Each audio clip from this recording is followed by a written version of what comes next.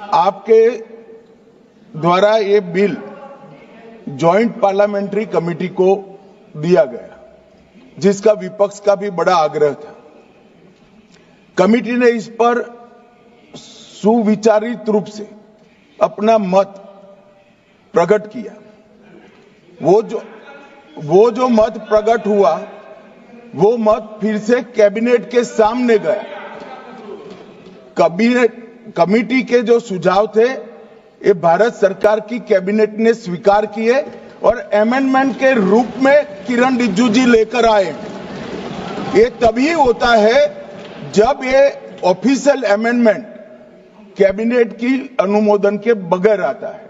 मान्यवर, मैं नहीं मानता इसमें कोई पॉइंट ऑफ ऑर्डर है, और आपका ही आग्रह था कि कमेटी ज्वाइंट पार्लियामेंट्री कमेटी बने। अगर कमेटी ने कोई बदलाव ही नहीं करने हैं तो ये कांग्रेस जैसी कमेटियां नहीं, हमारी लोकतांत्रिक कमेटी है मान्यवर, जो दिमाग चलाती है। कांग्रेस के जमाने में कमेटियां होती थी जो थप्पा लगाती थी। हमारी कमेटी चर्चा करती है, चर्चा के आधार पर विचार करती है और परिवर्तन करती है। अगर परिवर्तन को स्वीकार ही नहीं करना है तो कमेटी काहे को लिए है भाई?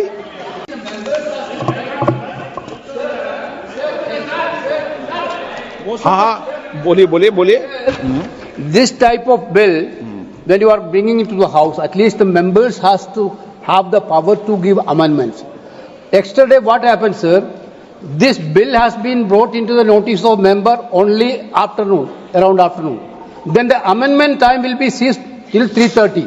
Then how can the members move amendments, sir? This is basically you are actually bulldozing the legislation, sir. This type of legislation bulldozing is not happened in this house, sir. Sir, members has to go. Why that, sir? You need to give time for amendment, sir. Sir, there are several provisions to be given amendment.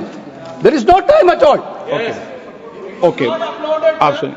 मैं इतना कहना चाहता हूं कि जो committee इस बार दोनों सदन लोकसभा राज्यसभा मिला करके ज्वाइंट कमेटी में वक्फ अमेंडमेंट बिल पे जो चर्चा हुई है, आज तक भारत के संसदीय इतिहास में इतना व्यापक रूप से चर्चा, कंसल्टेशन और समय कभी नहीं दिया है।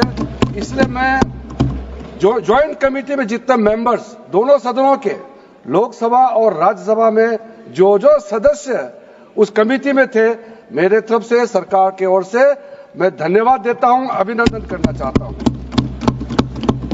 अध्यक्ष महोदय जी, कुल मिलाकर के 97,27,772 याचिकाएं ऑनलाइन, फिजिकल, मेमोरेंडम के रूप में, रिक्वेस्ट के रूप में और सुझाव के रूप में पूरे तरह से सरकार ने देखा है। वो जेपीसी के माध्यम से हो या डायरेक्ट दिया हो, हमने सब उसको देखा है। इससे बड़ा कभी भी, इससे ज्यादा संख्या में किसी भी बिल के ऊपर में लोगों का याचिकाएं नहीं आया आज तक। कुल मिलाकर के 284 डेलीगेशन ने अलग अलग समुदाय के जो स्टेक होल्डर्स है, उन्होंने कमेटी के सामने में अपने बात को रखा है, सुझाव भी दिया है।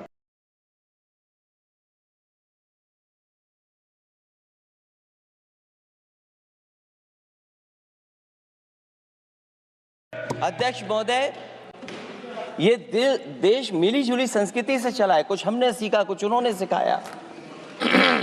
और जो लोग ये कहते हैं कि हम सबको बराबरी का हक देते हैं, अभी कुछ दिन पहले ईद निकली है अध्यक्ष महोदय, वो परंपरा रही है, न केवल मैं जाता हूं बल्कि कोई दल का नेता ऐसा नहीं न जाता हो उस कार्यक्रम में शामिल होने।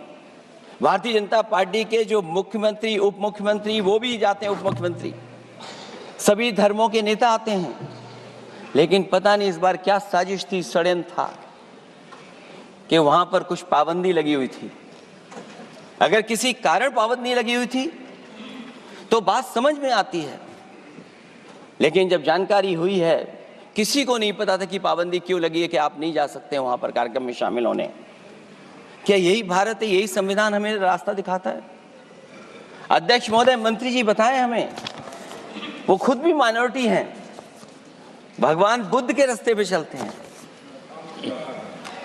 भगवान बुद्ध का रास्ता दूसरा है। हम आपको अपना मानते हैं तब भी जब आप हमारे बहुत सारे ग्रंथों को नहीं मानते हैं, तब भी हम आपको अपना मानते हैं। आप हमारे पुराणों को नहीं मानते हैं, आप हमारे उपनिषदों को नहीं मानते हैं, लेकिन सोचिए हम हिंदू वो लोग हैं जो आपको स्वीकार करते हैं और गले लगा करके चलते हैं। अब मैं दूसरे धर्म पे नहीं जाऊंगा, कोई नाराज हो सकता है। मैं दूसरे धर्म के बारे में नहीं जा सकता, मैं केवल यही बताता हूं। और मैं उत्तर प्रदेश में अध्यक्ष जी जहां से आता हूं, मैं अपमान नहीं कर रहा हूं, मैं सच बोल रहा हूं। और ये बिहार के चुनाव में जो आप कह रहे हैं कि महिलाओं को 2 मेंबर बना दिया, इस बार मैं भी देखूंगा आगे भारतीय जनता पार्टी कितनी महिला लोगों को टिकट देंगे वहां पर।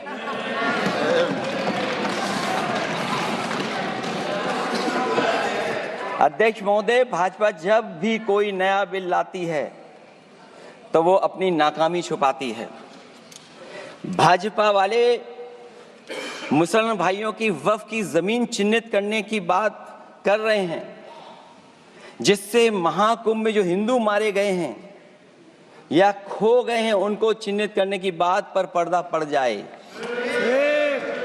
अध्यक्ष महोदय, मुझे खुशी इस बात की कि हमारा धर्म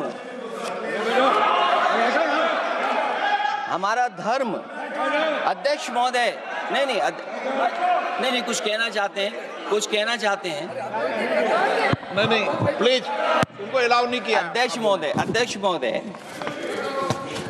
कुंभ में आस्था सबकी है, कोई ऐसा नहीं जिसकी आस्था ना हो। और कुंभ कोई पहली बार नहीं हो रहा था। ये भारतीय जनता पार्टी के लोगों ने ऐसा प्रचार किया कि 144 वर्षों के बाद पहली बार महाकुंभ होने जा रहा है, और लोग निकल पड़े। सरकार ने कहा कि हमारी तैयारी 100 करोड़ की है, लेकिन तैयारी 100 करोड़ की भी नहीं थी। जिस तरह लोगों की जान गई है वहां पर, सरकार ने खुद स्वीकार किया अध्यक्ष महोदय के 30 लोगों की जान गई है। आज अध्यक्ष महोदय मैं कहना चाहता हूं कि डिजिटलाइजेशन कर रहे हैं आप कहते टेक्नोलॉजी का हम इस्तेमाल करेंगे, जमीनों को हम मैपिंग कर करके डेटा एंड रिकॉर्ड ठीक करेंगे। अध्यक्ष महोदय ये बताएं कि वो 30 लोग कौन थे, उनके नाम क्या थे जिनकी जान चली गई, न केवल जान जाने वालों की, बल्कि अध्यक्ष महोदय ये सरकार बताए कि जो लगभग 1000 हिंदू खो गए हैं, जो अभी तक नहीं मिले, जो अभी तक नहीं खोज पाए हैं, वो 1000 हिंदू की सूची कहां है? और फिर धर्म कारोबार की बात है जो ये लोग गोली। अध्यक्ष महोदय मैं कार सेवक वाली बात इसलिए नहीं छेड़ना चाहता हूं, अध्यक्ष महोदय ये शायद माननीय सदस्य जानते नहीं कुछ सच्चाई नहीं जानते। अध्यक्ष महोदय ये संविधान की वजह से, संविधान को बचाने के लिए, हिंदू एकता को बचाने के लिए कुछ फैसले लिए गए, लेकिन एफआईआर हम लोगों पे नहीं लिखी गई थी। एफआईआर उन पे लिखी गई थी जो बेचारे तैयार हो गए थे सुबह, लेकिन पता नहीं कहां से फोन आया था, कहा था कि अब तैयार तो हो गए हो लेकिन आप शिलान्यास में नहीं आ सकते। बहुत सही। इसलिए बात को इधर से उधर नहीं में ले जाना चाहता। अखिलेश जी जरा वक्त पे भी आ जाओ। अच्छा वक्त पे आ रहा हूं। नहीं वक्त पे अध्यक्ष इसलिए आ रहा हूं क्योंकि वक्त समझने के लिए भारतीय जनता पार्टी की सोच क्या है। और ये अध्यक्ष महोदय जब ये कह रहे हैं कि इससे कारोबार होगा, अध्यक्ष महोदय धर्म की चीजों से कारोबार नहीं हो सकता। हमारे उत्तर प्रदेश के मुख्यमंत्री जी ने भी कहा कि कारोबार होगा। वो 30 की गिनती में उलझे हुए हैं, जैसे 30 मार खाए वो। उनसे पूछा कि जान कितनी गई, वो 30। उनसे पूछा कि कारोबार कितने का होगा, 30 गुणा 10,000 करोड़। सोचिए कुंभ हमारा क्या कारोबार की जगह है? और फिर उसका कौन नापेगा, कैसे नालाएगा? और फिर हमारे माननीय मंत्री जी कह रहे हैं कि जमीन चाहे वो रेलवे की हो चाहे वो डिफेंस की हो वो भारत की जमीन है। मैं भी स्वीकार करता हूं कि रेलवे की जमीन भी भारत की है, डिफेंस की भी जमीन भारत की है। क्या डिफेंस की जमीन नहीं बेची जा रही मंत्री जी? अध्यक्ष महोदय, क्या रेलवे की जमीनें नहीं बेची जा रही हैं? अध्यक्ष महोदय, केवल यहां तक नहीं, कितना हस्तक्षेप होता है। वक्फ भी भारत के, इसीलिए तो कहीं ना कहीं वक्फ की जमीन से, अध्यक्ष महोदय माननीय मंत्री जी बताएं, और मुझे उम्मीद है कि जब जवाब देंगे तो बताएंगे कि वक्फ की जमीन से बड़ा मुद्दा वो जमीन है जिस पर चीन ने अपने गांव बसा लिए हैं, लेकिन कोई बाहरी खतरे पर सवाल बवाल न करे, इसलिए ये बिल लाया जा रहा है। और माननीय मंत्री जहां से आते हैं, जिस प्रदेश से आते हैं, कम से कम ये तो बताएंगे कि वहां कितने चीन ने गांव बसा लिए, घर बन गए हैं।